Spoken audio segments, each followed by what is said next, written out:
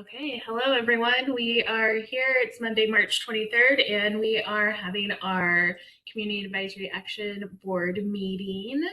So we will bring it to order. The first thing that we have on here is attendance. Abby, would you like to do that? Happy to. Thank you, Brittany. Almost like Rob is here now as well. So just let him get settled while I do attendance. First off, is Diana Perez here? Yes, present. Hi, everyone. City of Great, Vancouver. Sandra Zavala Ortega? Here. Great, thanks, Sandra. Rob Perkins Here. is here. Counselor Young? I don't see Counselor Young. Katie Favela? Yep, Katie Favela, City of Ridgefield. Thank you. Thank you. Rodolyn Clark?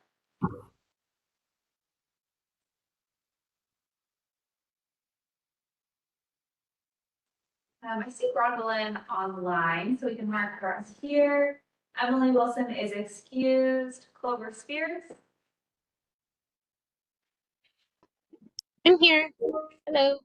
Great, thank you, Clover. Faye Solomoni?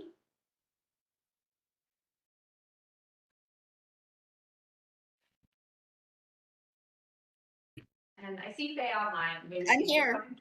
Oh, perfect. Thank you, Faye. I had to unmute myself. Same. Rondalyn's here. Awesome. Thank you both. Kit Curran? Present. Great. Lily Padini?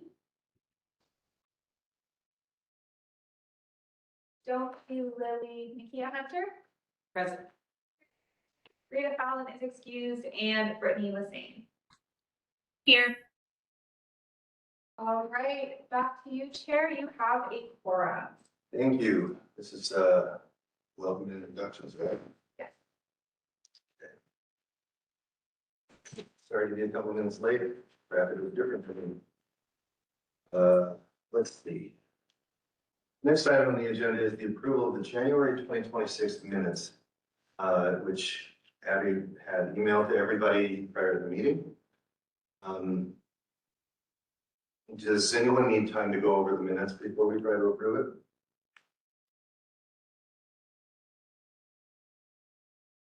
Hearing none, action requires a motion.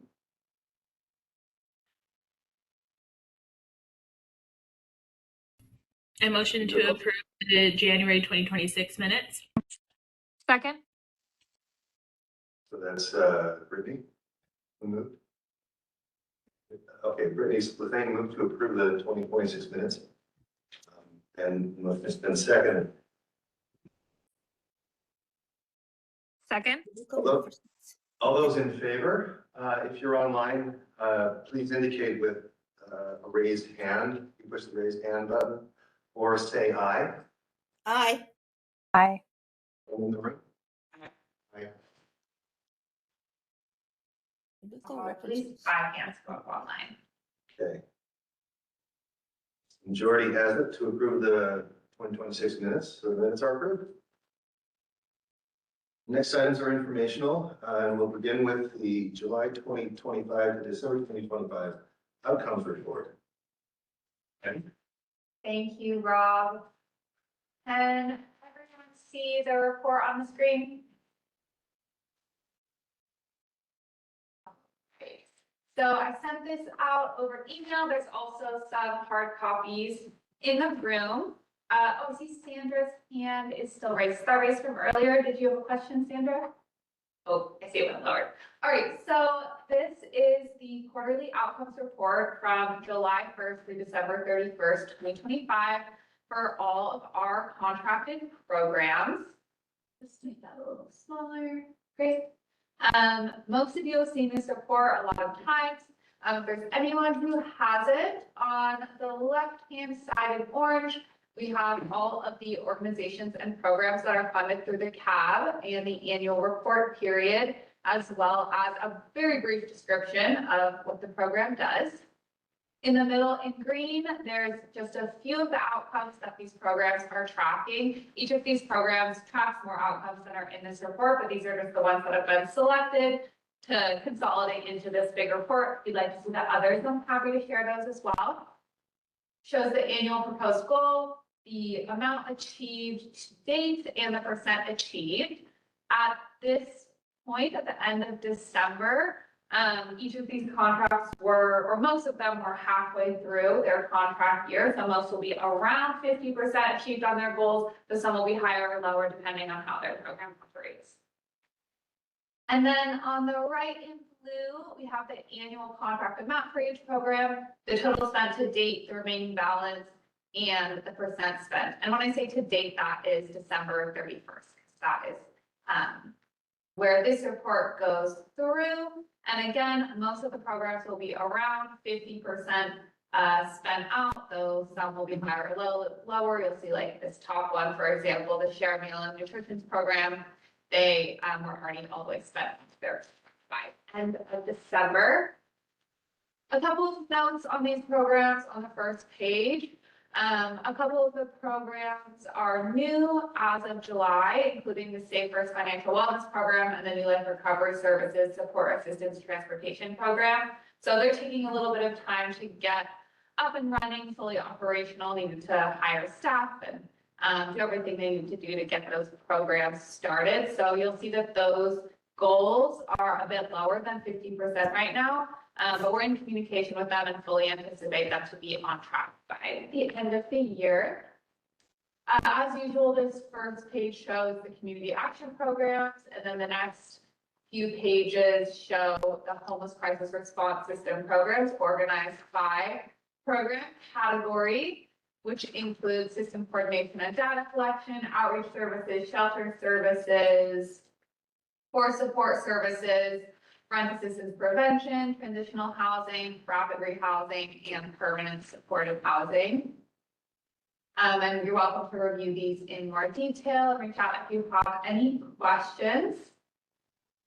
And then on the last page is some demographic information as well as trends over all of these programs. So on the top left, we have participant satisfaction. In the first 2 quarters, programs sent out 2,244 surveys to individuals and households and received 575 responses for a 25.6% response rate, which is pretty good.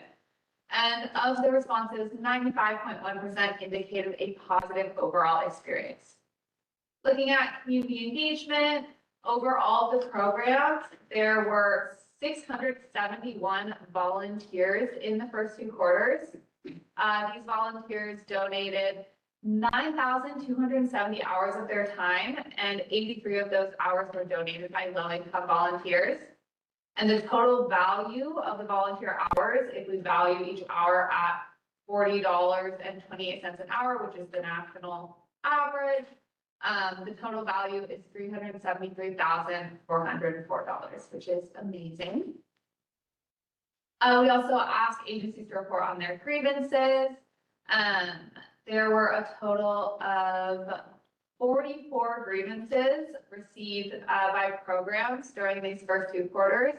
Of these, 27 have been resolved, and 35% of the programs experienced receiving a grievance. As we talked about last time, grievances are super normal for these types of social service programs. And we ask for detailed information from programs about the nature of these grievances and follow up if there's any red flags for concerns. And then down at the bottom, we have demographic trends across all of these programs. These include age, gender, education level, race, ethnicity, and a few other characteristics, including members who are chronically homeless, who are veterans, and who are disabled. You can see the overall trends in these charts. And one thing I just want to point out that I added, I think at our last meeting, but if anyone hasn't seen it, the race chart now includes the overall race demographic distribution of Clark County as a whole. So you can see the percentages of people that are being served through these programs versus the people who make up the entire Clark County population, and the same for ethnicity. Any questions? Oh, I see Diana raised her hand. Go ahead, Diana. Hi, Diana Perez, City of Vancouver. Can you just clarify the legend here on the bottom for the race and ethnicity? It says program participants and then Clark County. I'm just a little confused. I thought the program participants are folks who also live outside of Clark County total? Sorry, that's confusing. So in blue, this is the overall distribution of people by race in all of Clark County. And in green is the distribution of people by race served through our program. So just to kind of have a comparison to see if the people being served in the programs are, if they are representative of the overall Clark County population, or certain groups are being served disproportionately. One thing I could also add to this chart that I think would be really helpful is the overall Clark County distribution of people by race who are living under the poverty level. And you can see that I think that probably matches a lot more of the program participants who are being served. Yeah, What's your question, Diana? no, I'm still confused. I apologize. Program participants is the total number of people who participated in the programs, correct? Yeah, so these are the people who Okay. are being served by the programs that are funded through the Okay. county. And then what is Clark County? It says Clark County. I don't know if that's also people served or people who live in Clark County, or Yeah, that's people who live in the county as a whole. So Okay. just to kind of have that comparison of the race and Okay. ethnicity breakdown across the Gotcha. county versus who's being served in the programs. So both data points in green and in blue are the proportion of people of those races. We lost it. So 4%, just to take the left-hand side, 4% of program participants report at American Indian or Alaska Native race. 2% report Asian race, et cetera. That's correct. And then the Clark County is the number of people reporting compared to the total population.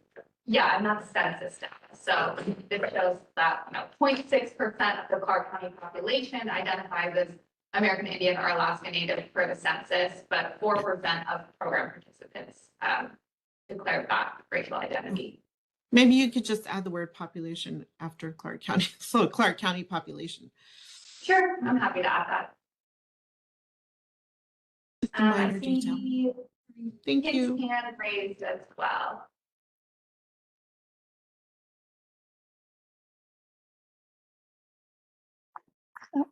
Sorry, I didn't know if you said my name, but I think I had my hand raised.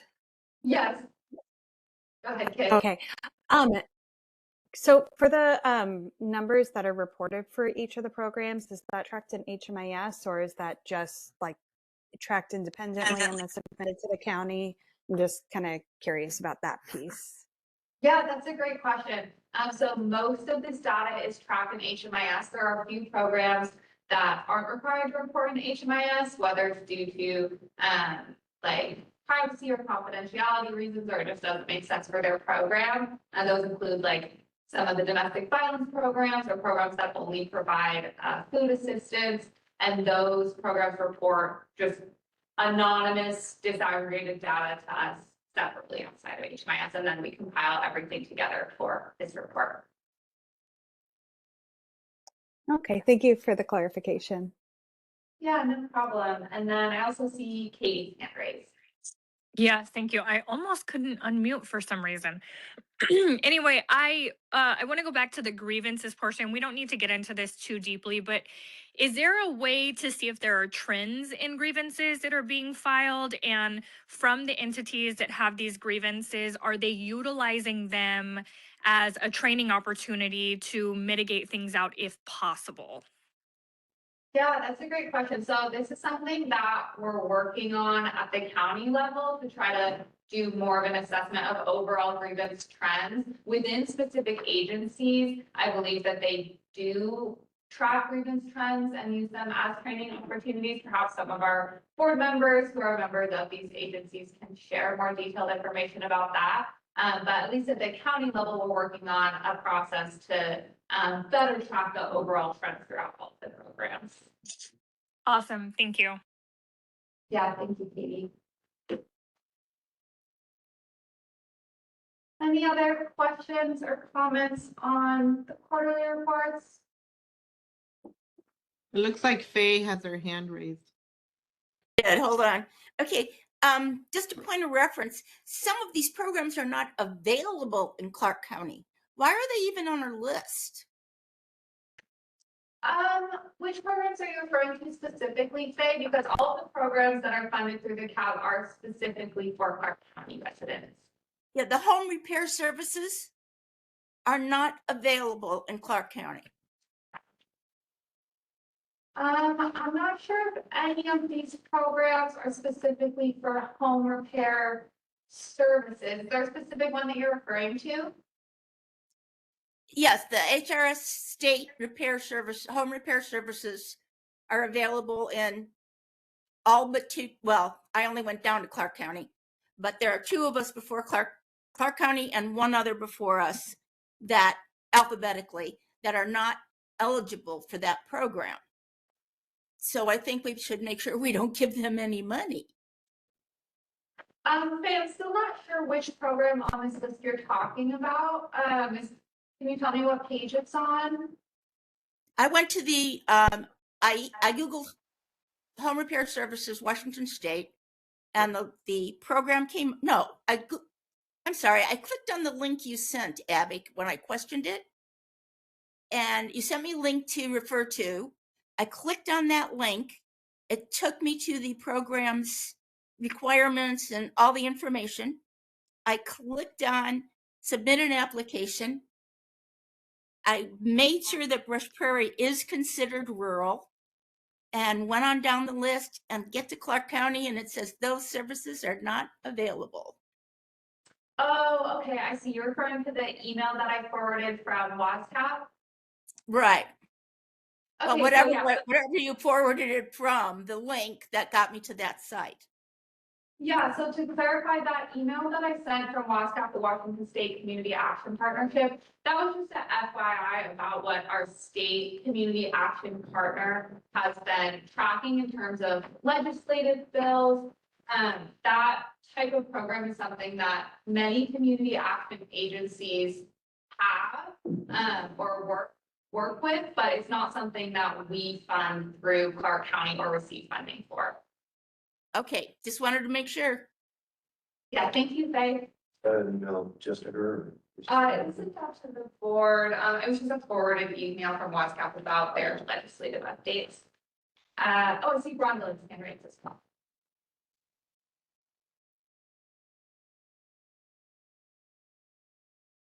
Go ahead, Bronwyn.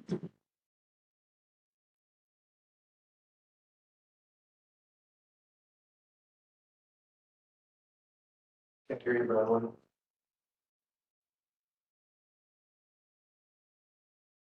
All right, maybe Bronwyn's having a little trouble unmuting. Let's go to Diana Perez, and then Bronwyn, we can come back to you once you have a chance to unmute.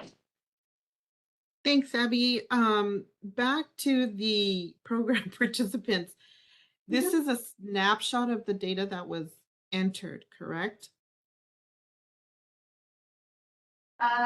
Sorry, what do you mean by a snapshot?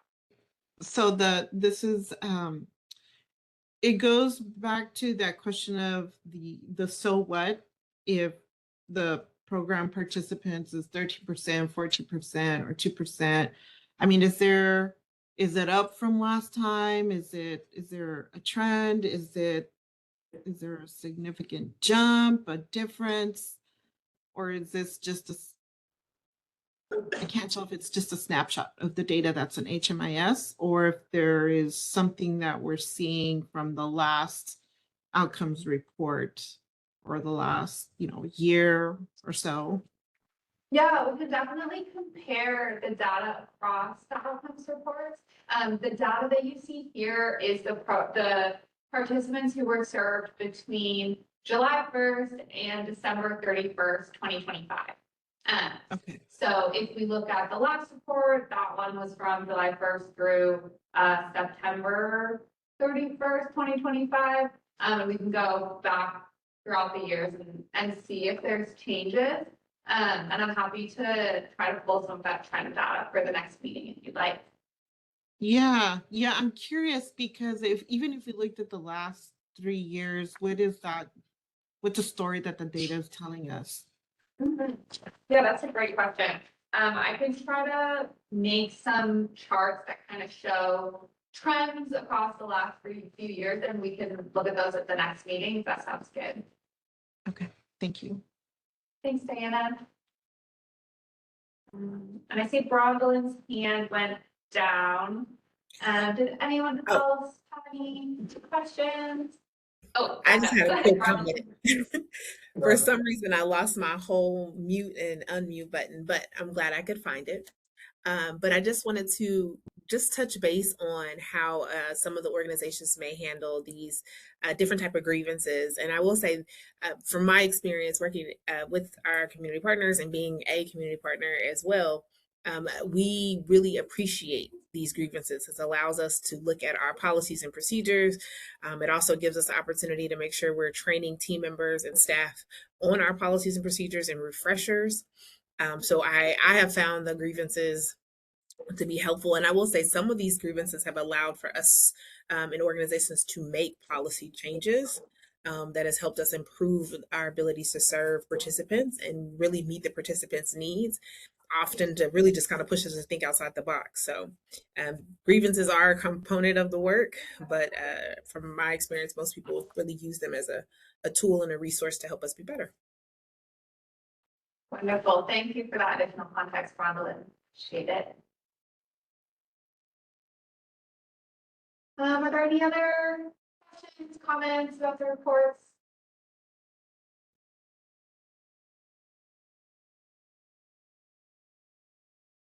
All right, well, in that case, I'll pass it back to you, Rob, for the next agenda item. Thank you. The next item on the agenda is the Janus Youth HCRF program update.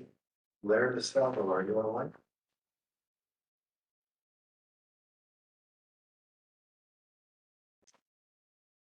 I do see Alaire online. Not sure if I see Scott or Kiva yet, but Alaire, are you ready to get started? Yes. Sorry, I hit unmute and then it gave me like 5 more options to actually like be able to talk. But everybody can hear me okay? Yes. Yes. Okay, great. Thank you. Hi, so I'm Alaire DeSalvo, she, her pronouns, with Janus Youth Programs. I am the Shelter and Outreach Director. And I'm gonna provide just kind of a basic overview of what our services are looking like currently, and I'm open to answering any questions either along the way or at the end. And then if Kiva jumps on, she can share about the housing programs that Janus offers. If she does not jump on, I will do my best to work through her slides as well. Yeah, so let's go ahead and get started talking about the shelter and outreach services. Thank you. So I'm going to start with Oak Bridge Youth Shelter because this is the first program that Janus opened in Clark County. Janus was our administrative office is based in Portland, Oregon, and all of our services up until we opened Oak Bridge had been on the Oregon side of the river. But Janus was invited into Clark County in 1995 to help with a community planning process around building a shelter for unaccompanied youth under the age of 18 who were on the streets or otherwise experiencing homelessness or who had run away from home.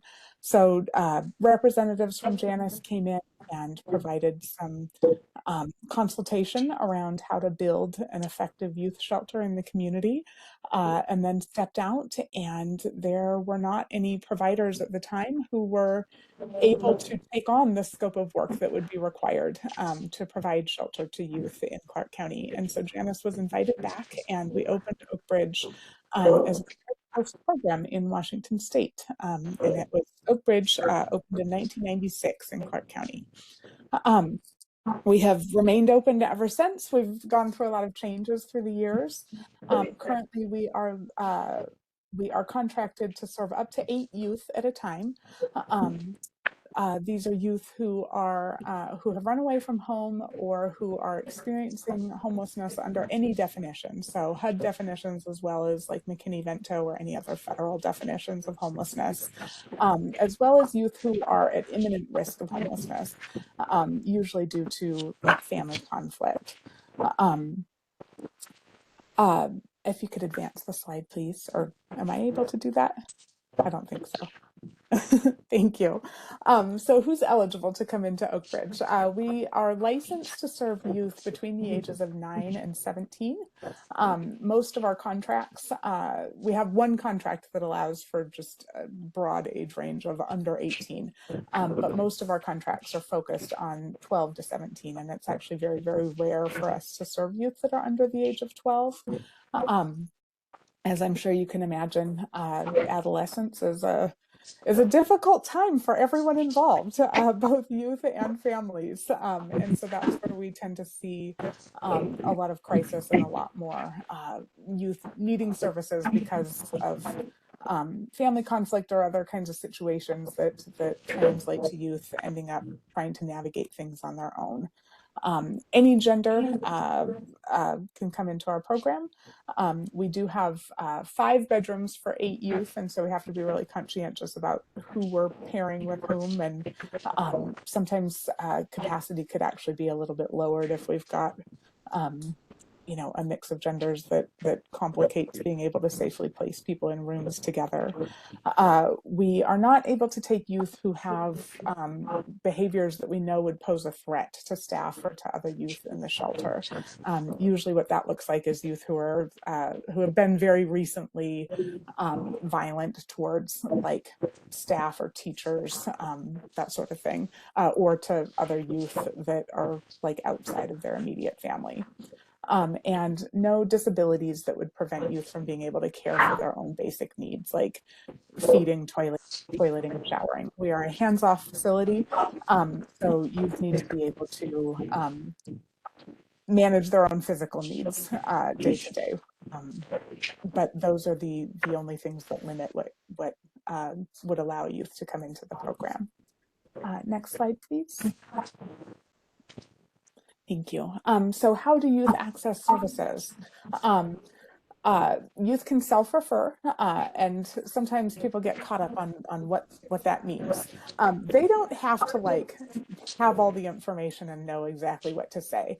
Any kind of adult-supported referral can still count as a self-referral as long as the youth is voluntarily accessing services and not being placed there without their voluntary choice by another entity.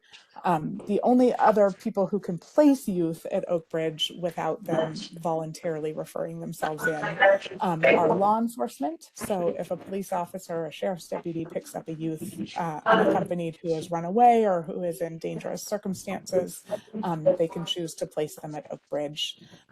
Or DCYF CPS, which is our child welfare system, can place youth who are in foster care services or who have been taken into protective custody by CPS without the youth necessarily like raising their hand and volunteering and requesting to come into shelter. Next slide, please. So Oak Bridge, this is a picture of our backyard, by the way. It's a gorgeous property. And this happened to be a beautiful day that we took this photo.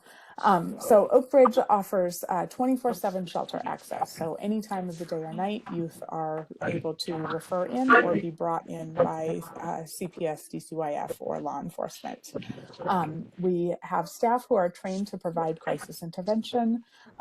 Usually what that looks like is like, empathetic listening and providing direction around kind of what next steps to take in family mediation. We also provide meals, do some basic assessments around what youth need.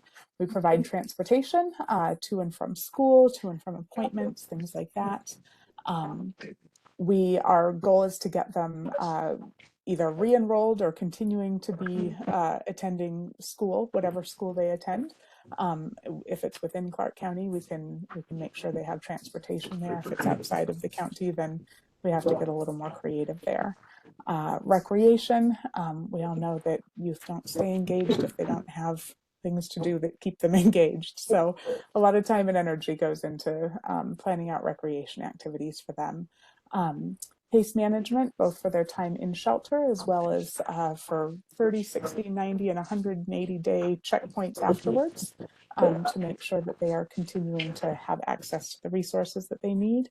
And family mediation services. Our case manager has special certification in like family mediation training and is able to help young people. Our goal is always to get young people back home if it's safe and possible to do so. And so our case manager can do family mediation meetings to help them kind of work through the differences that led them to requiring shelter in the first place and get them back home safely. Next slide, please. Thank you. So how to reach us? The best way to reach us is to call. This is a landline phone number.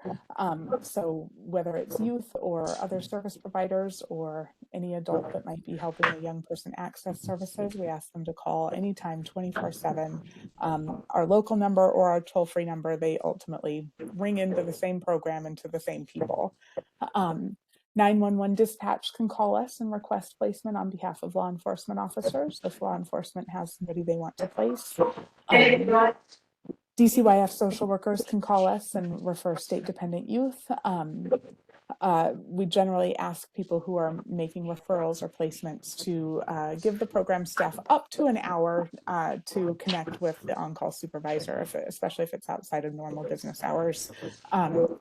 To staff it, make sure we have capacity to serve the particular youth, make sure that they're not presenting with any extreme behaviors that are going to be problematic for the group that we have in the house at that moment. It doesn't usually take a whole hour, but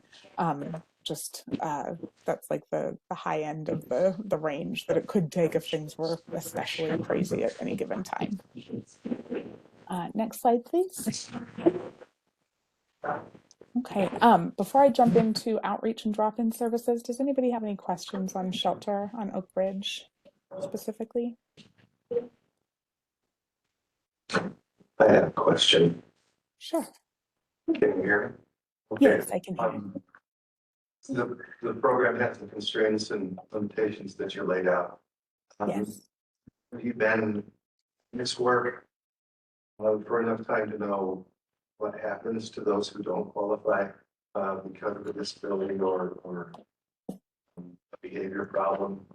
Where can they receive shelter? That is a good question.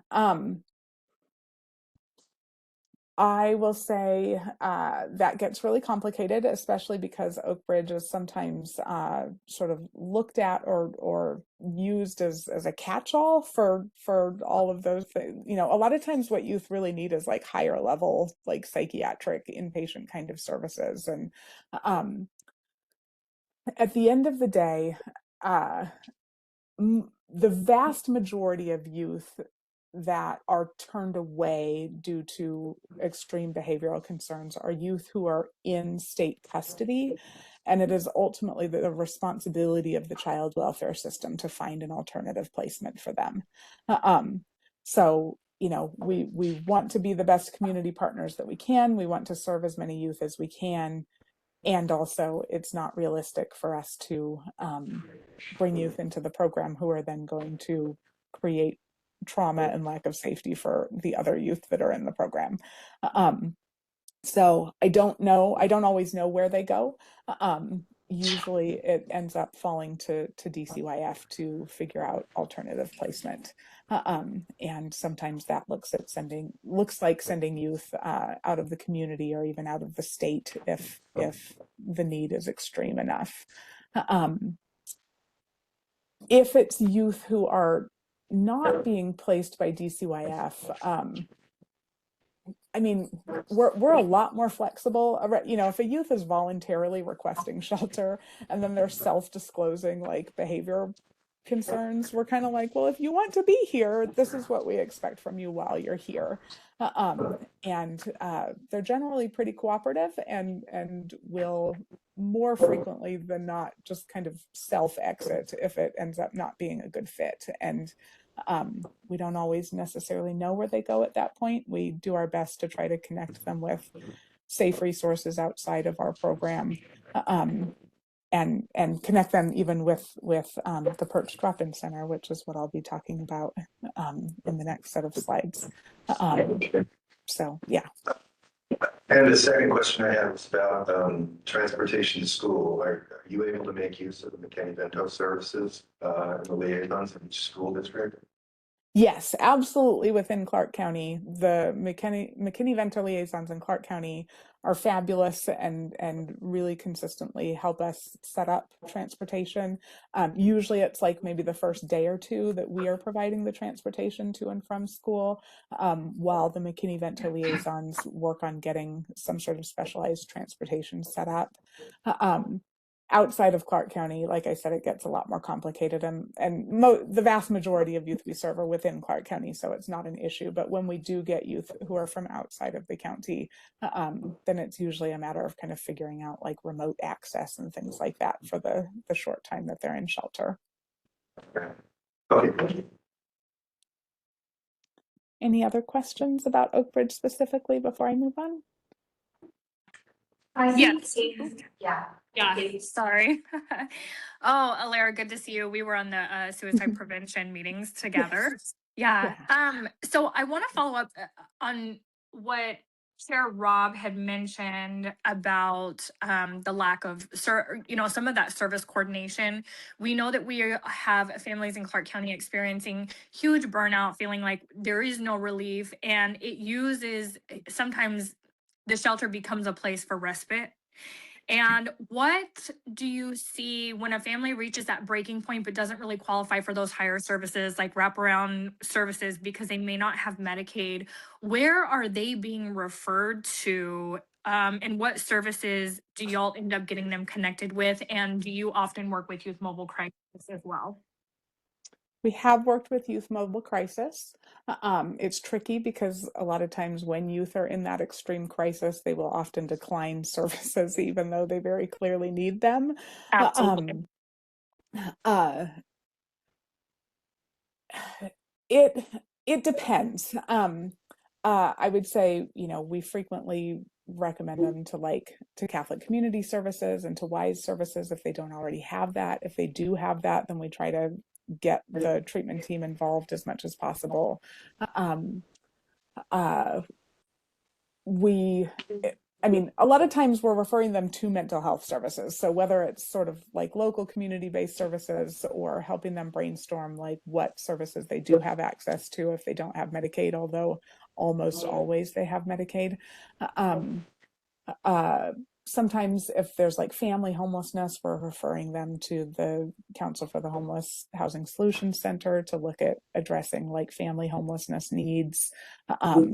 We're sometimes kind of piecing things together, connecting them with like schools so that maybe they can get a little bit more in-school support, things like that, which don't fix the overall problem, but help kind of maybe mitigate some of the issues. There's a wonderful mentoring program called Shifted Theory that Rashawn Williams has put together. He's a former Oak Ridge staff member, and still occasionally picks up shifts there. And so we'll refer to there for like after school support and recreation and things like that. It really just kind of depends on the family and what resources they've already tried or have access to. Absolutely. And my follow up to that is right now the state is looking at including respite services for youth who have that high need and Medicaid paying for that. Do you see that being much more of a benefit than what people may realize in our community? Or do you see that maybe not addressing the exact issues that you guys see on a regular basis? I think it could definitely be a benefit. I do have some level of concern over how hard it will be to get kids back home following those respite periods. We see a lot of families very resistant to take kids back in because of how much they've been struggling as a family unit. And yeah, so there would need to be some kind of supportive interventions in place to get youth back home at the end of those respite periods. Absolutely. Thank you so much. That's all I have. I appreciate it. Of course. Okay, I'm going to jump ahead because I see Kiva and Scott are here, and I want to make sure that they've got time to share their piece as well. So I'll talk quickly about our outreach and drop-in services. I've got Cowlitz and Clark counties highlighted on this little mini Southwest Washington map. Really, I'm going to talk about our services in Clark and then just know that essentially those same services are mirrored in Cowlitz County. If you could advance to the next slide, please. Thank you. So Street Outreach is our Yellow Brick Road of Washington program. We work with youth and young adults between the ages of 12 and 24. These are young people who are living on the streets, in shelter, in cars, or anywhere else not intended for human habitation. The purpose of Street Outreach is to bring services to youth, literally where they are at. We bring basic needs supplies like first aid and hygiene supplies, snacks, bottled water, socks, things like that. And we build relationships with young people on the streets or wherever they're at in hopes of helping them connect with mainstream services. Next slide, please. Currently, our street outreach it also includes quite a lot of case management. So that means like meeting with youth in the community to help them with things like obtaining a state identification, social security card, birth certificate, or completing a housing application. Next slide, please. Our drop-in services are at the Perch. This is sort of a step between street outreach and shelter. Youth can come in during open hours. It's a low barrier drop-in center, so they don't have to be participating in case management services. They don't have to be clean and sober. They don't have to do anything other than agree to be safe in the space for the time that they are there. They can have access to clothing and shoes, cold weather gear. We provide hot meals as well as snacks. They can do a load of laundry, take a shower. They can charge their devices, connect to Wi-Fi, use our computer, use our phone, and all the things that we can do with youth on street outreach, we can also do at the drop-in center. We also sometimes have volunteers who are willing to come in and do art and music activities with the youth to do that sort of social development and enrichment. Next slide, please. How to reach us, call or text our regular number. We are generally staffed Monday through Friday, 10 a.m. to 6 p.m. Or youth can drop in anytime that we are open. Our address is 1501 Columbia Street on the corner of 15th and Columbia. We're open 4 days a week, Monday, Tuesday, Thursday, Friday from 1:30 to 5:30 p.m. Next slide, please. And now it's on to Kiva and Scott.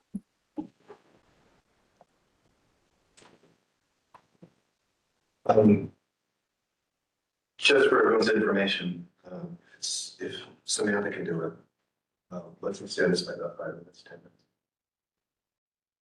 Samantha, if you're already online and need to present at a certain time, could you just text Abby or DM Abby? I can wait. Thanks. Thanks, Sam. Okay, please go ahead.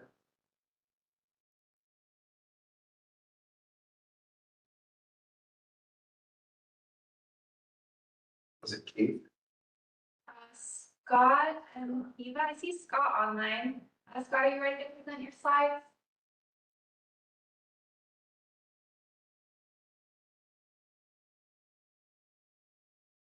We can't hear you, Scott.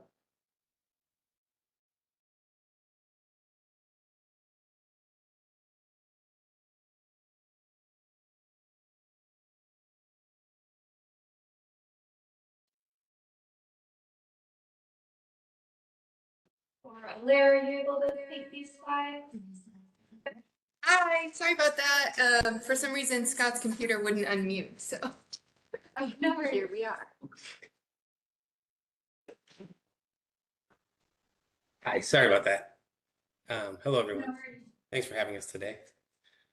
Just want to say, hey, Kit, good to see you and your child. Yeah, so this is Kiva Diastra. I'm Scott Conger. We run the housing programs with Janice. If you want to go to the next slide, we can start from there.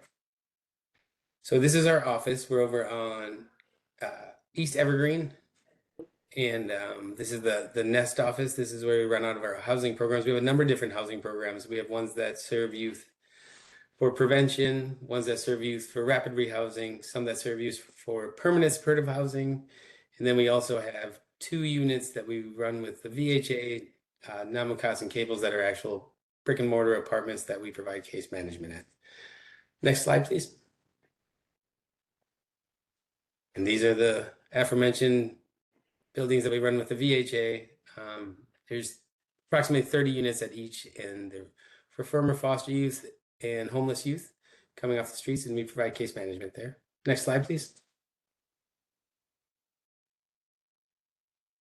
So a lot of the work we do with youth is building trust. A lot of the youth that we serve have not had a trusting relationship with adults, as Alara said. So when they first come into the program, it's a matter of figuring out what they want, what goals they have, and what they want to achieve. And to build that trust a lot, we work with the Perch and people doing outreach to kind of let them know that Janice is a trusted community or trusted partner, and working with us is something that they can trust.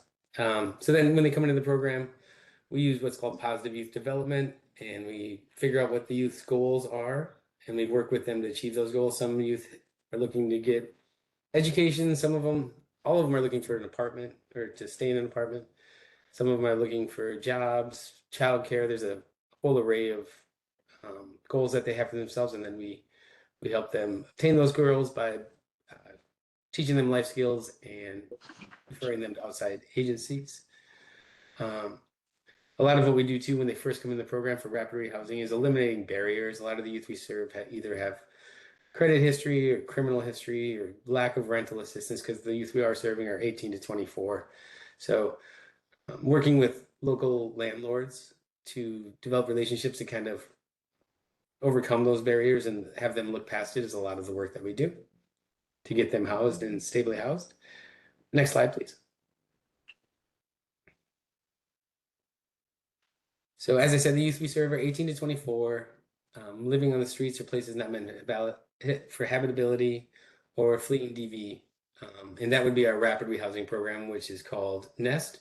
And then the other program that we have that you guys all help us with is called Unidos, and that's an eviction prevention program.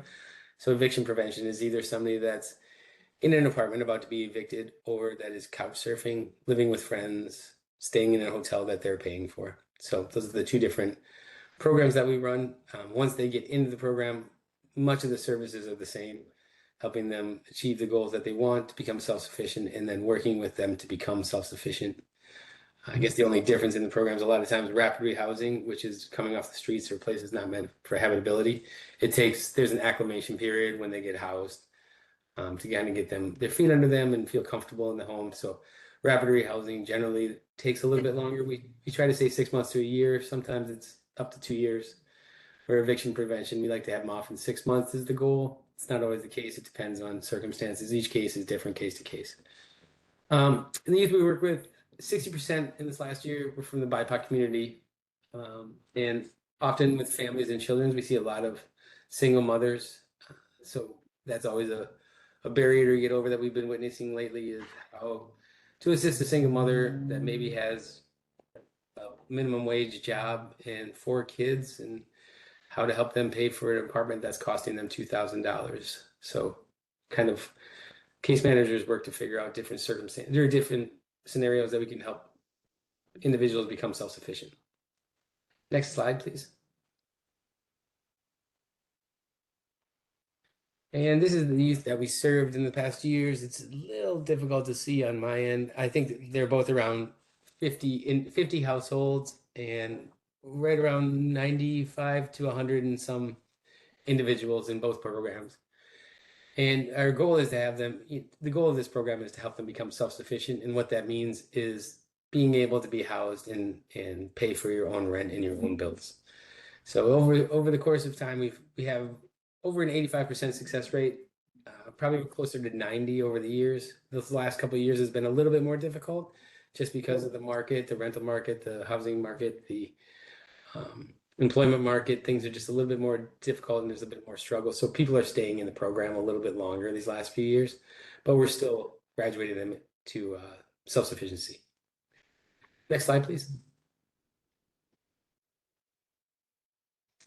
These are just some of the youth that we served and their children. The one on the right there, that's a picture of actually Kiva right here. That's right next to us.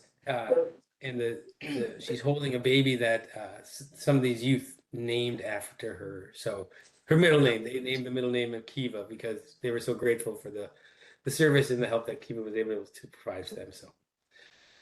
So yeah, it's a really rewarding job too, because a lot of youth are resilient. You know, they're on the streets for difficult times and for their probably situations that were out of their control. So if you just give them a chance and help them get on their feet and give them an opportunity, a lot of youth are very resilient and become successful and live successful lives. So, and next slide, please. I think that's it. If anybody has any questions.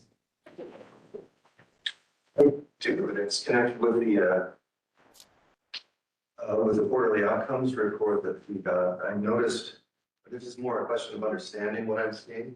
So having on the Janus Youth lines, there's a line for number of individuals who maintain or increase income that's set to 50% for the goal, and then the number achieved is 192%. And wondering if that. I'm wondering how to understand that. Well, just be there. Report. What program was it for? It's for Mitos and for Nest. Both of them have percentages close to 200% for number of individuals who maintain or increase income. I think that would be an equation error in the report itself. It's probably meant to be the split of the two. So probably more around 95% out of 100. Looks like that's what it sounds like to me. If you help me understand the goal, then the number of individuals who maintain or increase income, that's out of your goal of individuals served. So it's a percentage of the folks in the program. I fill out these reports, so I know what you're talking about without seeing it. Between the 2 quarters, it would be out of 100 for each one. So maybe the equation at the end was just an error, and it's supposed to be closer to the 95%. So 95% of the folks in our programs have either maintained or increased their income while in our program. Yeah, you're 100% correct, Kiva. I just went back to the report, and it looks like it was a sum rather than an average. So I'll go back and make sure that's all corrected for the next one. And thank you for pointing that out. I didn't want to find fault. I just wanted to The understand. last part, but I heard I was correct. I'll go with that. Thanks, Abby. Yeah. Did that answer the question of the audience? I think it answered my question, and what it means is that your program is able to help everybody who participates increase their income? Or maintain, yes. Or maintain. Very good. All right, now I understand. Thank you. Are there any other questions? Hey, did you have a question? Yes. Are the residents who come in employed when they come in? And if not, do you help them find employment? Yeah, most often I would say not, because they're coming to us either in need of eviction prevention rental assistance, so they didn't have the income to cover their rent, or they're coming to us with the need of getting housed. So their need would be deposit assistance, rental assistance. And then we partner with community agencies like WorkSource. Our case managers themselves help with resume building and cover letters, interview skills, and connect them directly with openings that they've found. So yes, we do our best to connect them to meaningful employment. Excellent. Thank you. Yes. Any other questions? Yes, this is Diana, City of Diana. Vancouver. Hi, thank you for sharing your information. My question has to do about your capacity. Can you talk a little bit about your capacity, and is there like a waiting list? Just trying to really get a better assessment of the greater need out there beyond your organization, and if you have any sense on that. Yeah, there's obviously a bigger need right now in the community. We get all our referrals through the Housing Solutions Center. So as far as what that need is, we're not really in the know regarding that because we don't have the information of how many people actually call in and how many people are on the waiting list. But yeah, there is a need in the community that we are not able to address. And again, our capacity here, it fluctuates based on how quickly we can get people off the programs and get them stabilized and self-sufficient. And that's currently taking longer than it has in the last few years because of the market, because of employment, and then just how much apartments are costing these days to have somebody stably housed when they're having to pay over half their income on rent is really difficult. So we try to make sure that we have them set up with a little savings and the best cushion they can have and get them off the program as quickly as possible so we can help as many people as possible. But as far as the need out there, there's definitely more people in need of service than we are able to address currently. So did I hear you say like 50 in a data that you presented earlier? Is that your capacity, 50 beds or 50 cases? That's the number of households we helped the last 2 years, each year. And so is that your capacity? I'm just trying to really hone in on your capacity. Our capacity is based on the amount of money that we receive, and for the amount of money received, we're at capacity. Yes. Okay, and that's about how many? 50 households in a year, or between the two programs? Yes. Okay. All right. Thank you. Yeah, you bet.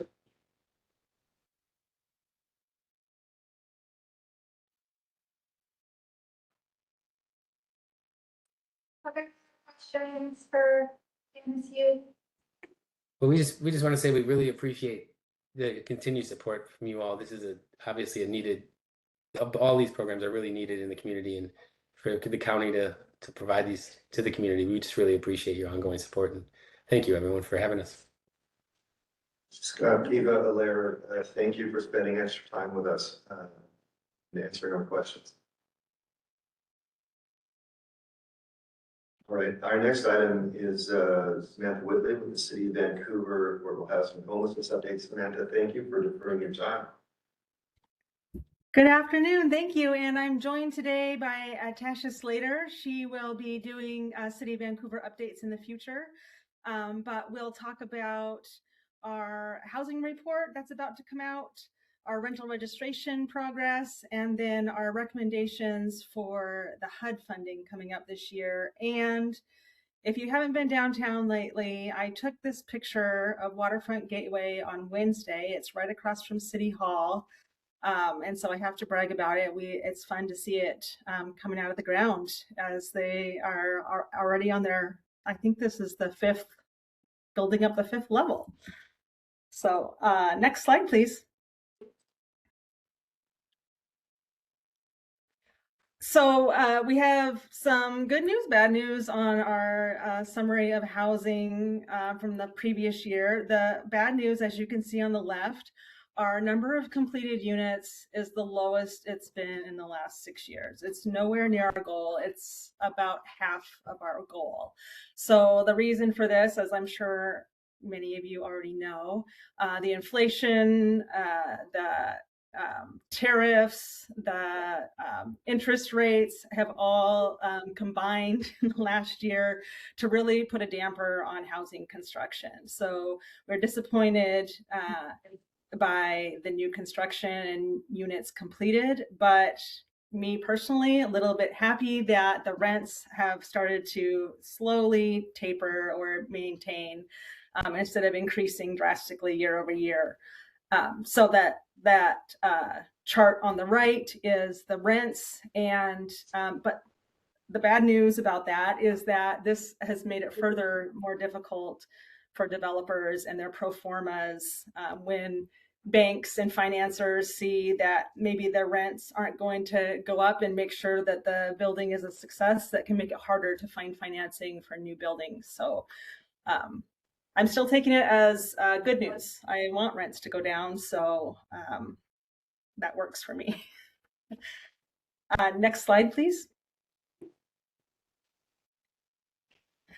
And so despite construction, we have been still supporting a lot of affordable housing. We have a lot of programs that contribute to affordable units. We made a lot of funding awards, especially with our Affordable Housing Fund. You can see we awarded over $12 million to supplement the construction or rehabilitation costs for, I think that says 291 units. It's really tiny on my screen, but you can also see the variety of our other funding and the number of units that were supported with city assistance, including rental assistance for 214 households. So there's still a lot of work to be done, even when construction isn't booming. This full report has been drafted and sent to our formatting folks, so it should be ready in the next week or so, and I'll be happy to share that over to Abby if you want to take a look at the full report. And next slide. Our rental registration, I've been keeping you updated on how that's coming along. So better than we expected on the number of units that have been registered so far. The end of this month is when our free registration period ends. And then after that, it's $30 per unit. So we made a big push and just sent out a bunch of postcards, hoping to catch anybody that hasn't heard about the program or still needs to register, to let them know the free, they want to get in on the free registration. But it's going well, and we've been getting a lot of calls since the postcards hit mailboxes, and we'll be looking at how the inspection protocols and requirements will roll out later this year. And for this last slide, Tasha is our senior program coordinator, and she is the one who's primarily focused on the CDBG and home process and applications and partners. So I will turn it over to her. Oh, thank you, Sam. So, hello, everyone. Nice to meet you. Yes, so our 2026 CDBG and home recommendations just came out on Friday to the applicants. They will become ready for public comment on April 15th. So you get a little sneak peek before that comes out.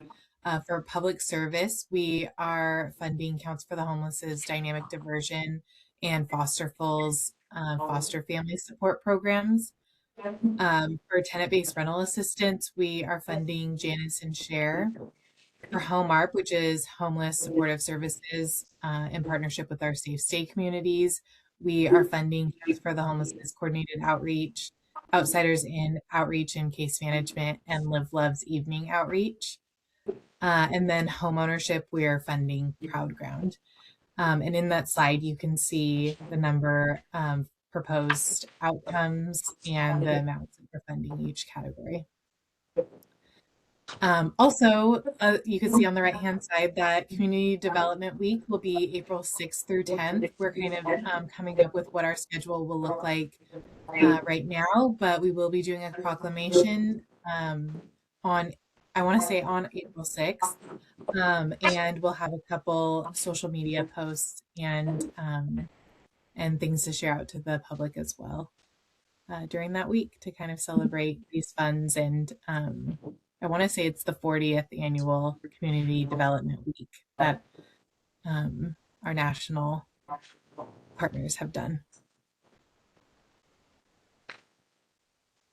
think that is that the last slide.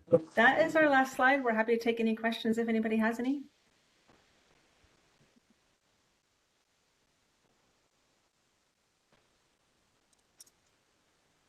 I have a question. I don't know much about the rental registration program. Can you talk a little bit more about what it is and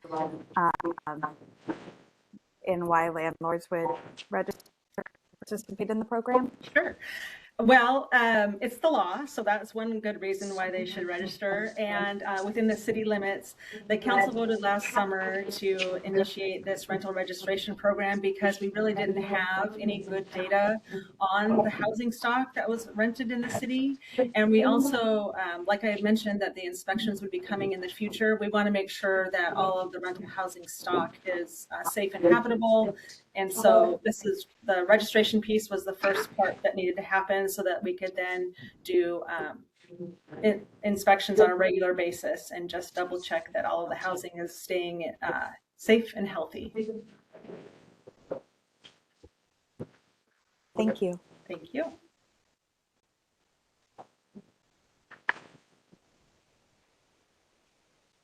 Any other questions for Samantha?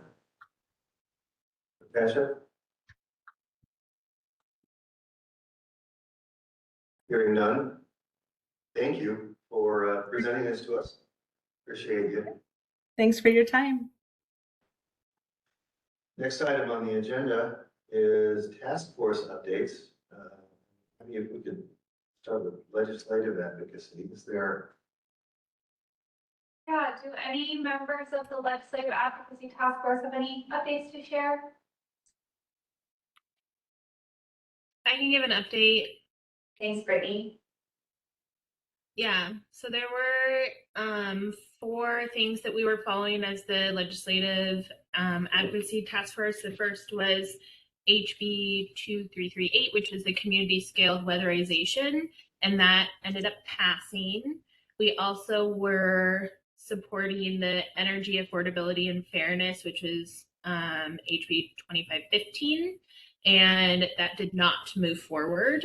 We were also supporting continued investment into the State Home Energy Assistance Program, and the update on that is that the compromise budget added $25 million for caps and a new $5 million allocation for tribes.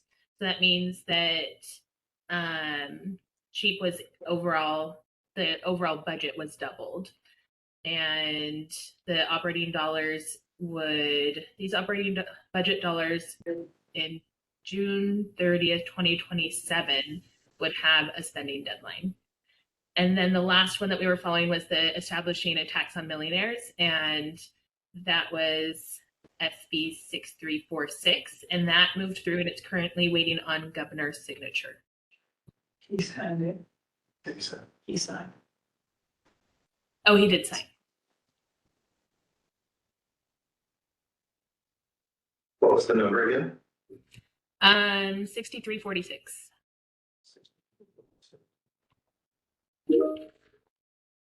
Thank you, Brittany. Does anyone have questions about Legislative Advocacy Task Force? I can provide an update for the community needs assessment. So needs assessment. Faye has a question. Oh, go ahead, Faye. I have a question. The bill capping the mobile home rent increase passed at 5%. What do we do if our landlord has increased it more than 5%, other than say we're not going to pay it? But is there some kind of a repercussion for a landlord who tries to do that? They just tried to increase mine 7%. So can they do that and not tell residents that it's capped at 5%? Gosh, that's a really good question. I think that it depends on when the bill goes into effect. Some bills go into effect right away, and some of them go into effect later in the year. So sometimes it said it went into effect in May of 2025, and that it's being protested. It's being challenged. Mm-hmm. But it's a bill, it's a law. If from what I understand, from what I read, Say if the judge has stated the implementation of the law, then it might. I'm sorry, be could that you it's speak up a not- bit? If the judges state the implementation of the law, because of a law failure or something like that, that'd be worth looking into. I don't know. But that would be one way that, the effective date of the law gets delayed. And Okay. I don't know that we have, Yeah, I think we'll need to look into this a bit more. I don't know exactly off the top of my head. Okay, I will send you the information I found, and then we can go from there. How does that sound? That sounds good. Thanks, Faye. Okay, thank you. All right, so community needs assessment, the survey is open for one more week. It closes at the end of March. We've been getting a really great response rate so far. We have a bit over 1,000 responses right now. And I've been hearing from lots of the agencies that they've been working hard to collect surveys and have more for me to come pick up. So once it closes, I'm planning to do a lap around town, pick up more, and I'll let you guys know how many we get at the end. But it's been going really well. Huge shout out to all the agencies that are providing so much help. Huge shout out to the CNA task force. It's been a really awesome community effort. So yeah, happy to see that. And then team building work group is actually going to be leading this next section of the agenda. So does team building work group have any other updates that they want to share, or should we move forward? let's move forward, I think. That's all right? Okay. We have, one item before that, and then we can go to, the team building discussion. Okay. Yeah, let's defer the team building work group update until we talk about it in 10 minutes. The next item on the agenda is an action item, to rename the position of low-income representative to a different name. Yeah, so just as a reminder, if anyone wasn't here for the last couple of meetings, there's been ongoing conversation about renaming this position. We currently have 3 positions on the CAB, one for an elected official, one for a community representative, which can really be anyone, and one for what we've been calling a low-income representative. The description for this position states a minimum 1/3 of tripartite board membership must be democratically selected representatives of low-income individuals and families who reside in the geographic area being served by the agency. So the way that these members have been selected to the board is that they're democratically nominated by a group of either low-income community members or by an agency who serves people with low incomes. Below are some, or on the screen are some suggestions that I've received for renaming this position. One thing I just want to highlight is that we do have another position called community representatives. So we do want to make sure that there is a clear distinction between these positions.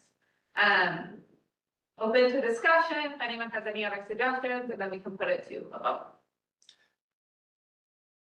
Discussion is open. The suggestions have been so far, community advocate representative, resident advocate. It's on the screen here. Lived experience, community representative, economic empowerment representative, community stability representative. To take action, I have to hear a motion to change the name of low-income representative to a different name. But we can discuss what that name could or should be before we advance the motion. Is there any discussion? This is Katie Favela. I don't know if can you hear me okay? Yes. Okay, perfect. I really do appreciate the lived experience community representative. I think that one speaks more and is in more alignment with what we're actually looking for. For a low income representative, it's somebody who has that experience. So I think that title fits it better than the other ones do, but I'm open to hearing someone else's perspective. Having this position can be appointed to someone who works for an agency, if that agency refers them to it. That's correct. Okay, so it's, that means that one of the qualifications for this could include someone who doesn't have lived experience, but who works in the space. who's been selected by a group who represents low-income individuals to be their representative.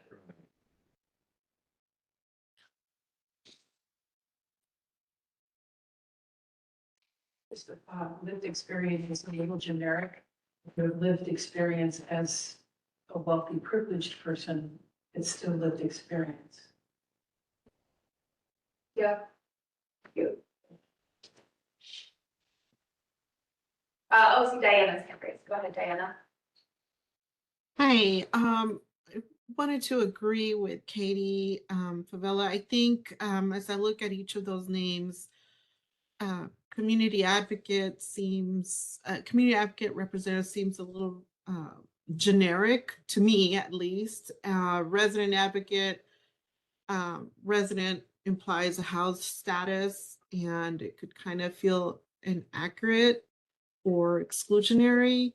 The economic empowerment representative doesn't really connect to the whole purpose of the position, and community stability representative sounds a little vague and abstract, not a person with lived experience. So it all boils down to lived experience community representative. I think that's the strongest option for me. I think it really signals more of a direct experience that we're looking for. It's terminology that's already used in policy and other nonprofits and advisory boards. And it's a little bit long and formal, but I think it has that credibility and respectful framing that we're looking for. It's just my Thank opinion. you. Yeah, and if I could just make a suggestion, it might make more sense and have better distinction from community representative, just to have the position titled lived experience representative and take out community, unless you all think that's really important. But since we already have another position called community representative, I could see that creating confusion. Votes? I think taking out, I do, Abby.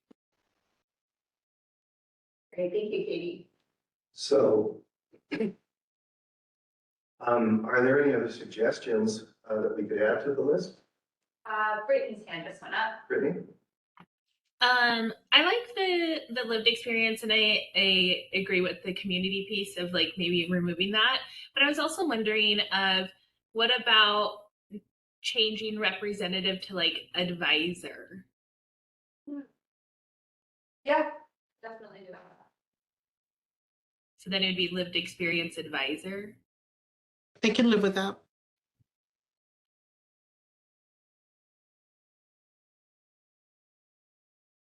Looks like Kids Hand is also up. Okay. I mean, I guess this is speaking as kind of a new member. I appreciate, looking to rename the position because, when I first was getting involved with CAB, low income, I was thinking like maybe there's some, like you have to be income qualified for the position, and then realizing like, okay, it's a position that they can be referred by their place of work. Like I just think with the lived experience advisor, like I feel like it still kind of causes that confusion for me where, it seems like maybe the community position, the community representative, you are living in that district, where the lived experience, and it may, I guess, just as a new member, I would think, okay, like you have to, I don't know, have a lived experience of some sort or some criteria to be eligible for the position. So I don't have a recommendation. I'm like looking over, the purpose of the CAB, trying to think of something. Yeah, I guess, or maybe like economic empowerment representative or something along those lines, seems to, in my mind, align most closely with that position and what that position brings to the board. Yeah, and just to clarify, it is definitely preferred that people who hold this position have lived experience with it, poverty and being low income, though it's not like a hard and fast requirement, since it is more of like a representative of people with that experience, and they can be democratically nominated, but it is preferred that the people who hold this position do have lived experience. Is the term low-income representative set forth in the bylaws anymore? It is, so we'll probably have to change. Nothing in the bylaws. Go ahead, Rondalyn. Has somebody? I'm sorry. Go ahead. Go, Rob. I just worry about the need to have lived experience in the title for someone to convey that they have lived experience. And then I also feel like it kind of does the same thing as low income to a certain extent, because it's literally identifying someone or putting someone in a box when that may not be their actual situation, or they may not be comfortable with sharing it.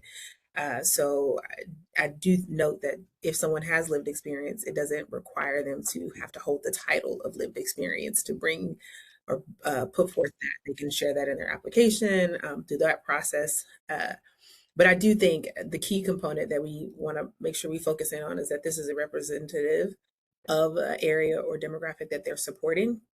And I think community advocate or just a community representative would be the best title for us to go with. I think the key thing, we don't want to tokenize anyone because they may have, or put them in a situation to be tokenized because they have lived experience. I was just going to suggest advocate, so Rhonda and I are on the same page, because that's what it really says, that's what we're really doing, is advocating for those who are low income. So would people be comfortable with just changing low income representative to low income advocate? Or what are your My motion would be to change it to community representative. So we already have a position titled community representative. So I think that's where it gets confusing. Yeah, Rhonda, I'm sorry, say it again. There's already a position called community representative for anyone who isn't an elected official or qualifies in that low income representative position description. It could be anyone at large in the community. Got you. Okay, then I would say community advocate.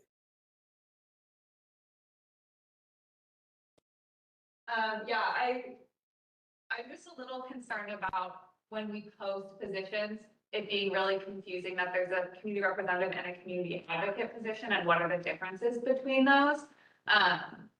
So that's just my thoughts of, it's a tripartite board. We have 3 different types of positions, so the name should probably have some sort of distinction between those positions. This is Katie again, and I do appreciate Rondalyn and what she's speaking on, but coming from like the mental health world, we often have peers that we utilize in mental health services, and those peers have lived experiences to share.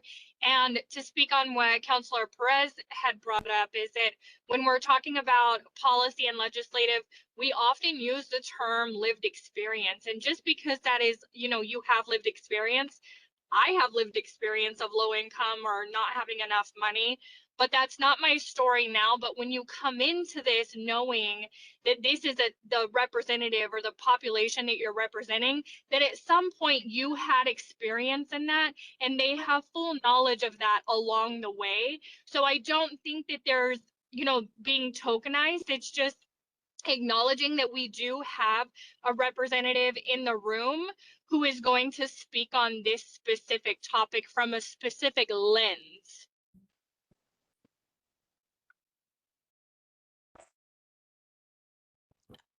Abby, what's the title of my position? Let me pull up. I thought it was low income and something. Yeah, Faye, I think you fall under low income representative. I'm sorry, what one? You fall under the low income representative position. Okay, so in my position, I was advocating for the bills that affected low income people. So I go for a title of advocate because that's what we're supposed to my understanding is that's what I'm supposed to do, is advocate for those who are low income, because I understand it.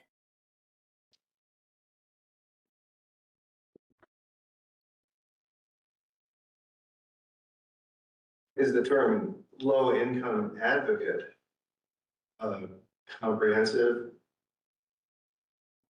It's not offensive to me. And I think that it might be good to say that, or even say lower income if somebody is sensitive, because that does let people know that we are in that situation and we know what people need. Or we have an understanding of what people need. Let me put it that way. Diana, Bronwyn, thoughts?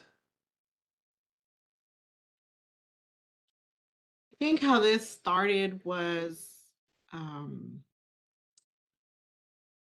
the initial title, which was low income representative, and it just felt icky, and it felt like a tokenizing title.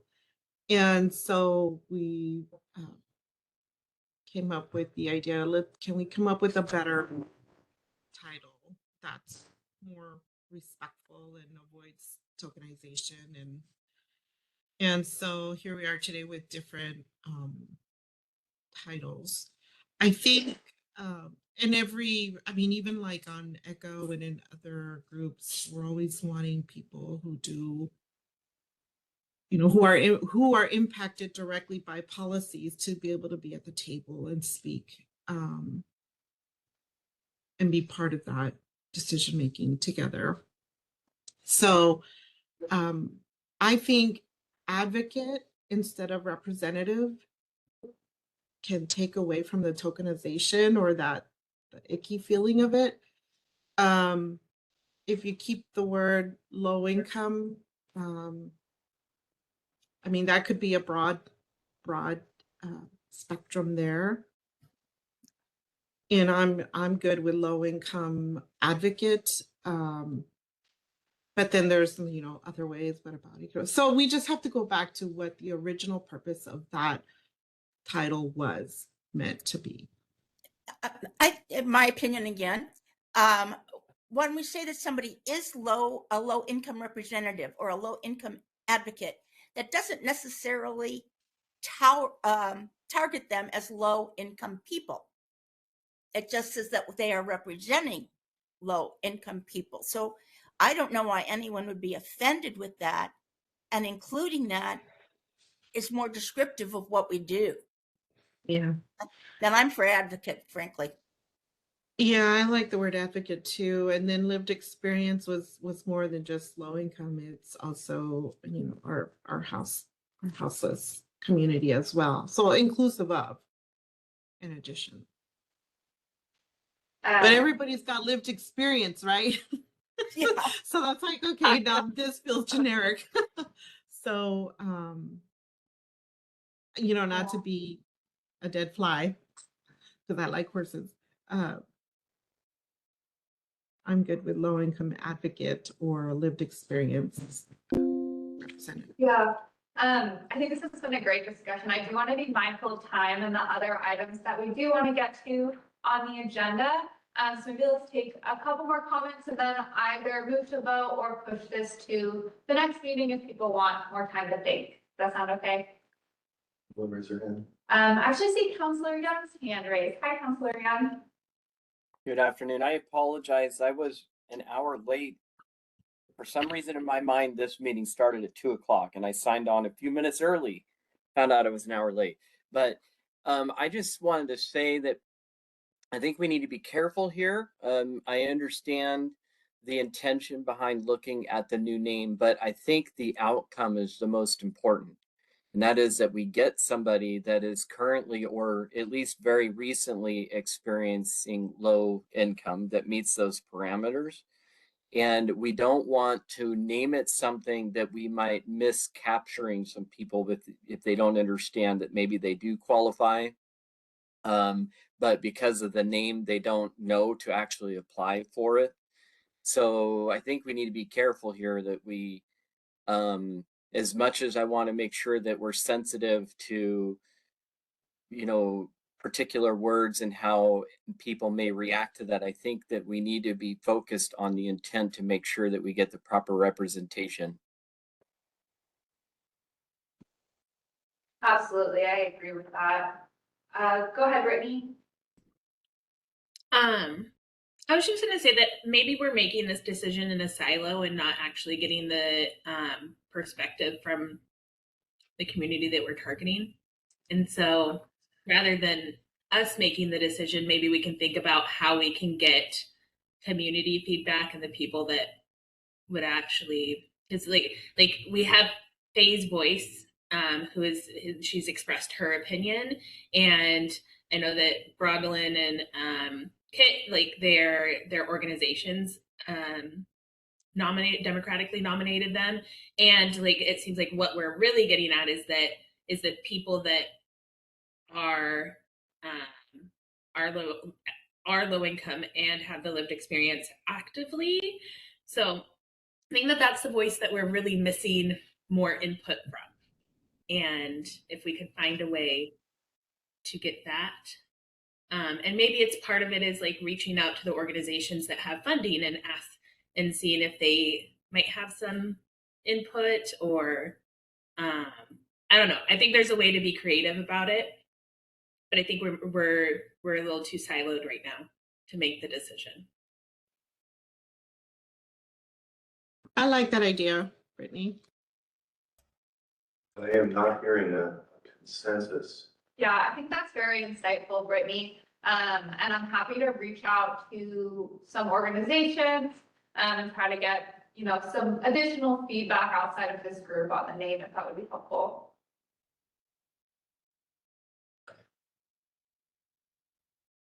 Well, I'd like to make a motion.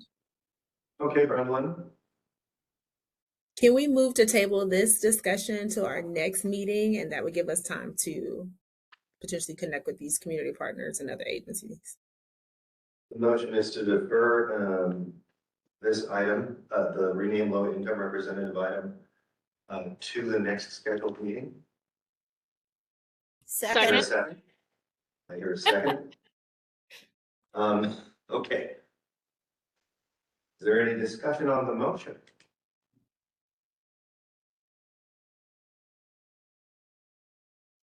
Okay, we'll take a vote on the motion to defer, which is to defer rename low income representative position to the next scheduled meeting. All those in favor indicate by hand raise if you're on the WebEx program, or say aye. Aye. Hi. Are there any opposed? The ayes have it, and the item is deferred until the next meeting. Our next item on the agenda is to continue our team building discussion. As an update, I'll let you know that the team building work group met twice since the last meeting, once or twice since the last meeting, to come up with some ideas and some commitments. And what I've just put on the screen here are the CAD community commitments that have emerged from our equity training with Mark Caroline, which we can go over. But do you know the other items? Yeah, so After what we were discussing. so this is just the first item that I think you guys wanted to talk about. And I'm happy to just go through this kind of quickly because I think there was other stuff that we wanted to prioritize. But essentially, the work group worked to kind of consolidate those community commitments from the equity training with Ma Caroline. And we also pulled some group norms that are used at Department of Community Services. And we can see that there's a lot of overlap between these community commitments we came up with and the group norms at Department of Community Services. So the team building work group just wanted to share these group norms with you and see if everyone was on board with agreeing to these and using these moving forward in these meetings and in our conversations around team building and equity, just to make sure that we're all on the same page and grounded in these.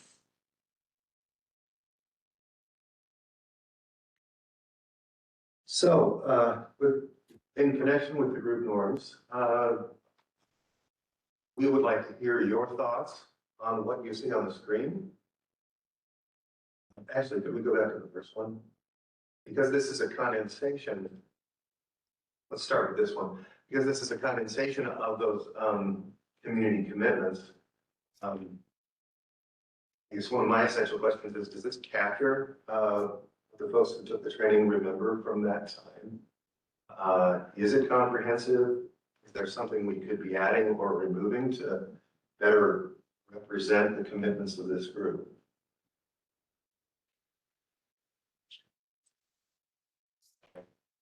And then go to the north.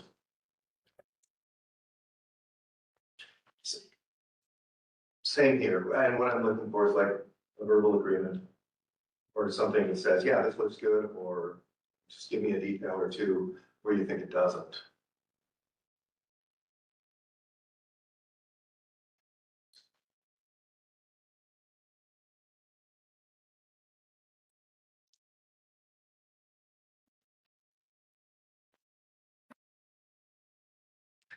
I'm not hearing any comments. Have you seen any raised hands in my portion? Okay. Oh, that's Well, if everyone's comfortable agreeing to these group marks moving forward, we can go to the next item, which is, Ronald's going to talk about a proposal for some equity lens training.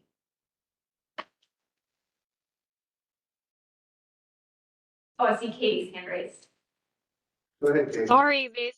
I'm sorry, this mute button is like sticking and I couldn't unmute myself to on one of the slides it said something about confidentiality or the stories told here stay here.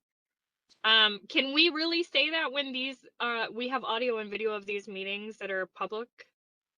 Yeah, that is a great point, Katie, and I think removing that is a good call. That was, we use this more for more private conversations, but you're correct, since these are recorded, it probably doesn't make sense to do that.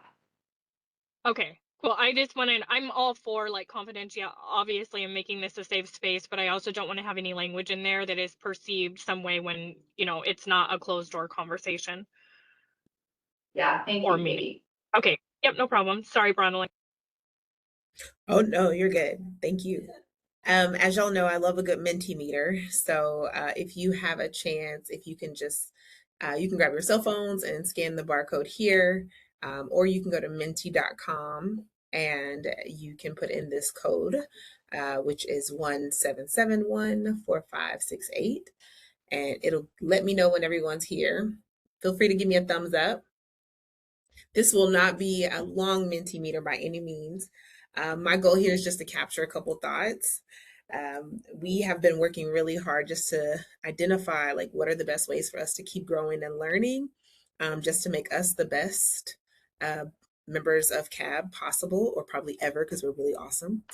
But I say that to say our goal here is to really make sure we're creating a space where we're learning and taking these skill sets and actually applying them. A lot of you may be familiar with the concept of an equity lens. Just throughout conversations over the last year or so, I've heard where we've talked about how our process and how we review the funding when it comes to the grant cycle time. And so we thought that equity lens would be ideal, but before we could just jump in and say, let's use that or let's consider it, we really thought it'd be important for us to learn more about it. So it looks like I got about everybody in here. I'm going to move to the next slide. To practice using the equity lens, to practice using the Mentimeter before we get into the concept of how we want to, our first question here is, what time of day are you the most productive? We are all different and unique people, but I'm feeling some AM energy for real. Everybody likes coffee. I feel like since I've been in the Pacific Northwest, I've learned coffee to a different level. But this is just a practice round just to see and make sure everybody's familiar and comfortable with using Menti. And the cool thing about it lets me know, okay, there is one afternoon person. You are not alone. See, there's two now. I love it. Okay, and then there's one evening person. Ooh, I'm intrigued. I'm curious who what the last person will be. Uh-oh, somebody changed their mind, and that's okay. I think, yeah, okay. All right, well, so thank y'all for participating in Mentimeter. I know we have one person out there, but no stress. But it looks like we're a morning, we're AM group, and I appreciate that. All right, so for the context, there are multiple ways for us to learn about the equity lens and how to use an equity lens. We're interested in getting your feedback on what method would be most efficient for you. Rhonda, could you go back one slide, please? I lost the. You said go back one slide? Yeah, I lost, well, or just tell me the code. Oh, the barcode. There you go. 77. Sorry. No worries. There you go. 568. And it should be, usually I can't. I'm like, usually it's at the top of the screen somewhere. Got it. Thank you. I got it. Okay, perfect. Perfect. Look for Okay. me, but I can't get this to register. Oh, say that again for me, Faye. It's book. There I go. Okay, gotcha. It takes a little second. Thank you, Faye. This feedback is important for us because we know just learning about different topics in general can be, it takes time, it takes effort, and making sure that we create a space and opportunity for everybody that that they can learn in. I will note that a lot of us in this team building work group, we've identified multiple ways for information to be shared. So we will do our best to provide that information in all these different mediums, but just seeing that it looks like on in person and virtual are really top two. That's awesome. Okay. All right. And then I think I have one more slide for fun. This, that, or the other. Are you a sushi? Are you a steak person? Or are you a veggie? I'm curious. Oh, no. Okay, sushi coming in strong. The steak is holding tough. This is a rank choice vote, isn't it? Are you getting ready to take us all out to dinner or what? I know that's right. You know what? I'm okay with us doing a potluck. We can do it together. What I should have put up here was desserts, because that's really what I can do.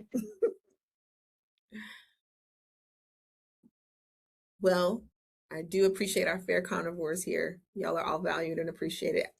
Fellow carnivores, including myself. Okay, I think we got a couple, like one or two more. I can give them a second to get in. Okay. Well, it looks like we are some very cool steak eating group where we appreciate a good sushi every now and then, but we still respect vegetables. Oh, okay, wow. Okay, didn't see that coming. I forgot to put some in. Somebody switched up the game there. Don't know who did it, but I love it. Okay. All right. Well, I want to thank y'all for sharing that with us. I know we'll be sending more information out to you. If there's any particular articles or information that you think that would be helpful regarding the concept of equity lens, please feel free to share with us and we will get it back out to everyone. And that is my thank you. Brondelyn, this is Diana. Our college, DEI, through Vanessa Neal, they've been doing the training on the equity decision-making model. I don't know if that would be a complementary to consider for the future as well. Absolutely. I will definitely take note and I will bring it to our team building work group and see how we can get it going. Thank you. You're welcome. We are closing on time here. We have a few minutes to continue our targeted use universalism discussion. There's some material now. Yeah, and I apologize that we are almost out of time for this conversation again, but Brittany had requested that I add this to a future meeting agenda, and once again, we can add it to the next one if needed. I did send that podcast out to you all. Hope you had a chance to listen to it. It's kind of just open conversation time to continue the conversation from last meeting with Ezra. Any thoughts you had on the podcast? Just your time to discuss. And let me know if you want me to add this to a future meeting agenda as well. We have about 6 minutes. Unless someone moves to extend the end time of this meeting, but let's do it 6 minutes.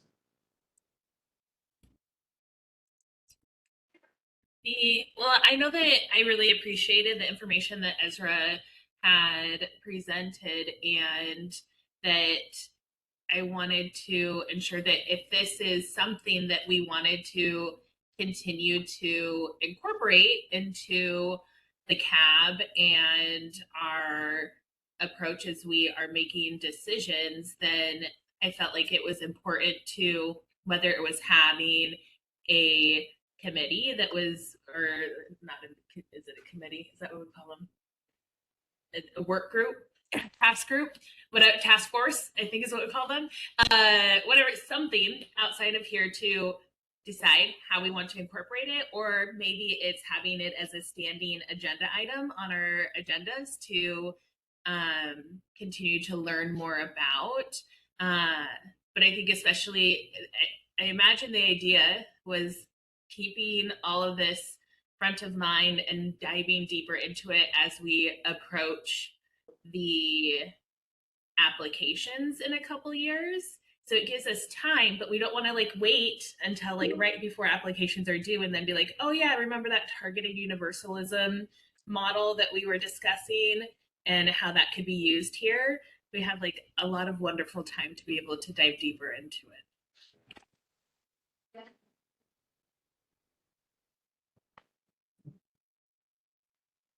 I see Katie's hand raised. Go ahead, Katie.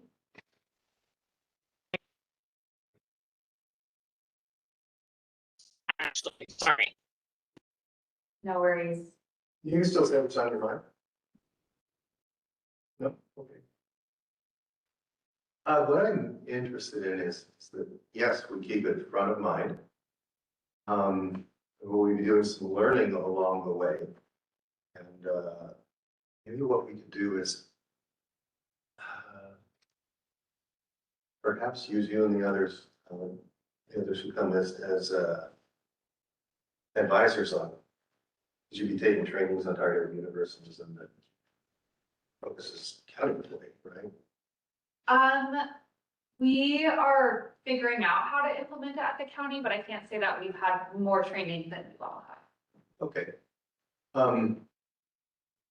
But just helping us keep it front of mind as we go.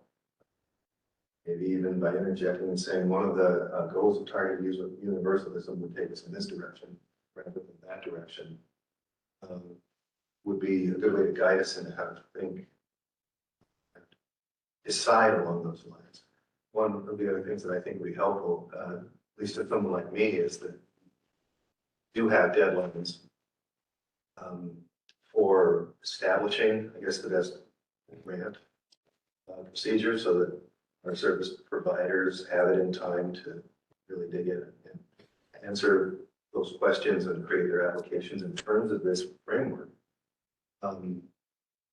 Would be to get ourselves a timeline that says, so by March of, by May of, by July of, what it is that we need to be thinking about. For example, today, as with most of the meetings, we took a report on the quarterly outcomes. There are ways that we can use targeted universalism in presentations people bring to us. Janice was here today, so that we can be posing them questions and asking them for information in terms of this framework, if that makes sense. Kind of thing. Yeah, I think those are all great things to think about. And just as we go, to get better and better. Absolutely. I see Diana's hand raised. Yes, hi. I sit on quite a few boards, committees, and task force, and kudos to TAB, to this group, for taking it up a notch and diving into the training of what equity means and the latest targeted universalism.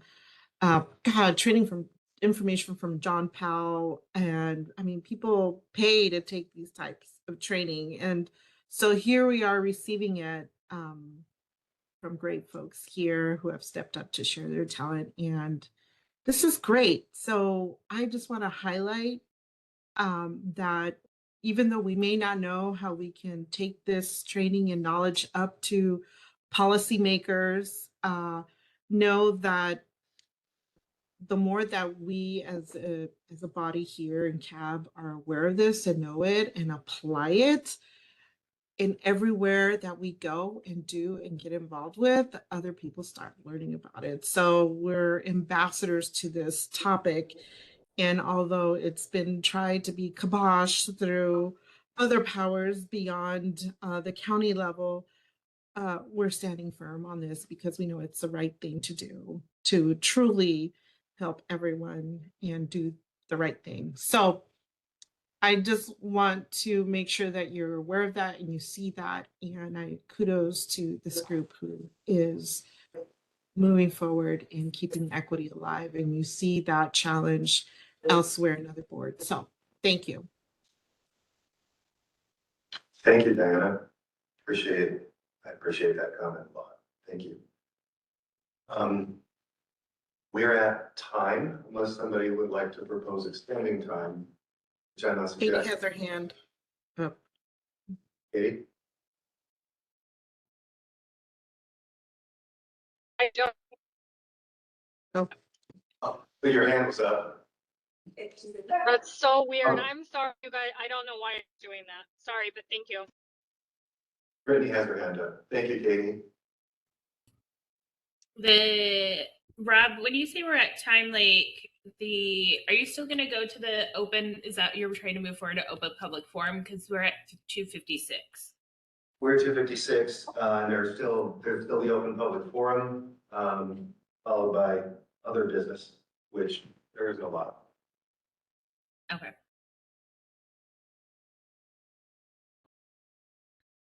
I'm So, fine with moving forward. Okay, thank you. Let's conduct a discussion similar to this at our next meeting. Maybe push it further up on the agenda so we can have this discussion. The next item on the agenda is open public forum. This is a time when any member of the public can address the CAB matters of public concern, limited to 3 minutes of time each. Are there any members of the public observing the meeting who would like to speak? I have a question. Can you speak up so people? Oh, sorry. Yes. My name's Heidi Green. I have a question, but it's not a statement to the board. That's okay. You can ask the question, don't be able to respond, but we can refer the question for follow-up. That'd be great. Go ahead. Okay, so my question is, I love the programs you've got here. This is my first time attending this meeting.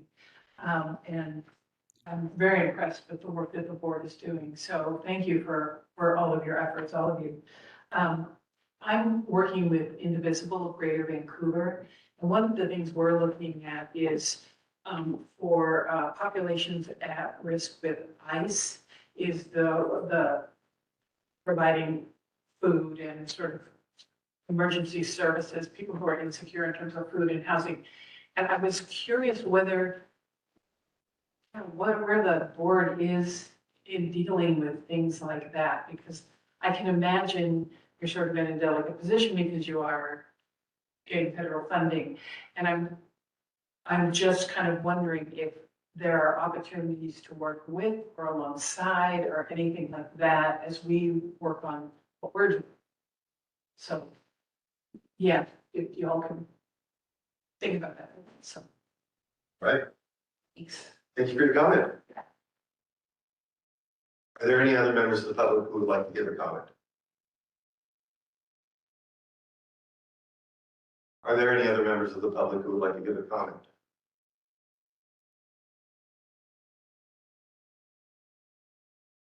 Hearing none, we'll move to other business. This closes the public forum portion of the meeting. Volunteers for RFA tasks.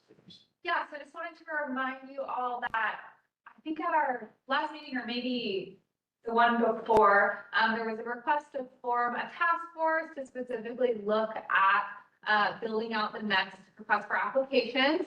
I have not received any volunteers yet for this task force, so just a reminder that if folks want to participate in that, that is still an option. I'm happy to help coordinate meetings. And I think, you know, as Brittany was saying, this could be a great opportunity to implement some of our learning around Harvard Universalism in a more specific setting. So feel free to reach out to me if you're interested in participating, and I'm happy to help form that group. I'll Okay. volunteer to be part of that group, Abby. Thanks, Brittany. Oh, I do want to highlight that there are potential conflict of interest issues with members who work for organizations that come in to apply for funds, being the ones who are actually developing the application for funds. So Brittany, I'm not sure if your participation in this task force would actually be appropriate given conflict of interest issues. I do appreciate you volunteering, but it might make more sense to have members who aren't part of organizations applying for funds that are developing the application. Okay. I just want to put it on record. I was raising my hand to participate as well, and I'm going to go ahead and step back out and hang out with Brittany in a different committee somewhere else. Thank you. I can help with this as long as my health holds out. Okay. Thank you, Faye. If there are any others who would like to volunteer, please contact Abby. Our next meeting will be Thursday, May 28th at 1 to 3 p.m. Both in person here at the CFCH. I can't remember what CFCH stands for, but I know the building. The location will be on the invitation to the meeting and also online. There is no other business for the good of the order, is there? Just one thing I want to highlight about this May meeting is it's not at our usual time. Usually meetings are held on the fourth Monday of each odd-numbered month, but the fourth Monday of May is Memorial Day. So at our last meeting, we voted to change it to that Thursday. So just highlight that. I sent you all a calendar invite, but just make sure that it's noted. Noted, and thank you for raising that as well. Appreciate it. If there's nothing else, then this meeting is adjourned. The time is 3:02. Thank you for coming. Thank you all. Have a great day. Bye. Thank you. Thank you.